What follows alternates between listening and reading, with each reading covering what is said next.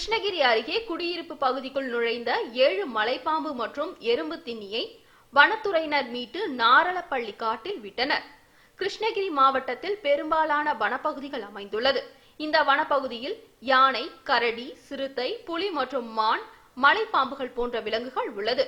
இவைகள் உணவு மற்றும் தண்ணீர் தேடி வனப்பகுதியை விட்டு அருகே உள்ள கிராமங்களில் நுழைவது வழக்கம்.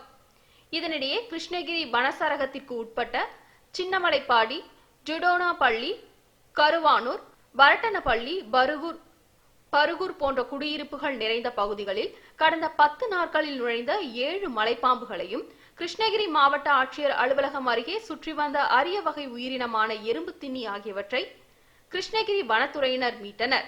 மீட்டு வரப்பட்ட மலைப்பாம்புகள் மற்றும் எறும்பு திண்ணி ஆகியவற்றை கூண்டில் அடைத்து அடர்ந்த வனப்பகுதியான நாரணப்பள்ளி காட்டில் விட்டனர். வனவிலங்குகள் கிராமத்திற்கோ அல்லது குடியிருப்பு பகுதிக்குள் நுழைந்தாலோ வனத்துறையினருக்கு தகவல் தெரிவிக்க வேண்டும்.